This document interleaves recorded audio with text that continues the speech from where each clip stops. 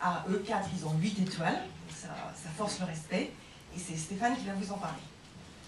Le membre du jury, c'est la clé du programme, bien évidemment.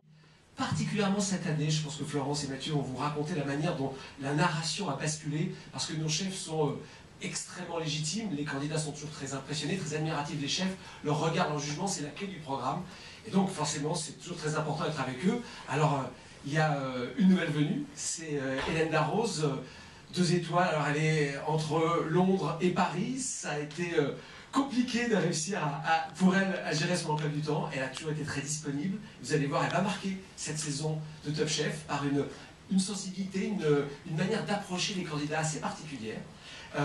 Autre nouveau, et là encore vous allez voir, c'est un chef tout à fait surprenant, c'est Michel Saran.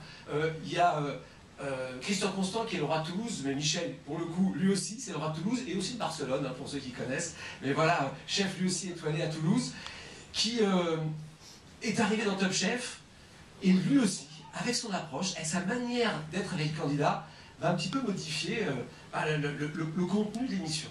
Philippe Etchebest, vous le connaissez bien, il a remporté le concours de meilleur ouvrier de France, ça marque toujours, hein, tous les chefs ne sont pas forcément des amateurs de concours. Lui, quand il se lance dans un concours, il le gagne, et c'est pas n'importe lequel. En plus, chef multi-étoilé.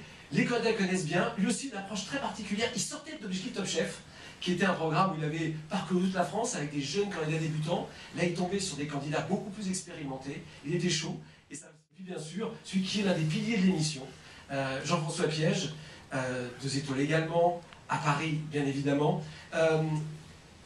Toujours une extraordinaire culture culinaire, et c'est vrai que ça aussi, ça impressionne les candidats.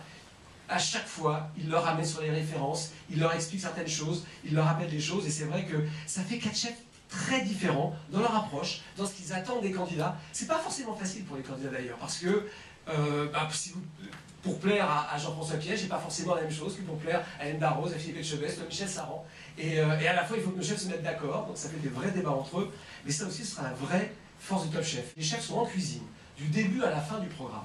Ça, c'est nouveau. Auparavant, ils dégustaient ou ils regardaient en visionnage. Là, ils ne quittent pas les cuisines. Et du coup, on va voir le programme, non pas depuis l'œil des candidats, mais depuis l'œil des chefs. Ils sont là, ils font des apartés live, ils sont en permanence là. Du coup, ils ont un rapport très particulier aux candidats. Ils les soutiennent, ils les critiquent. Et vous allez voir, ça crée vraiment des choses. Je voudrais qu'on...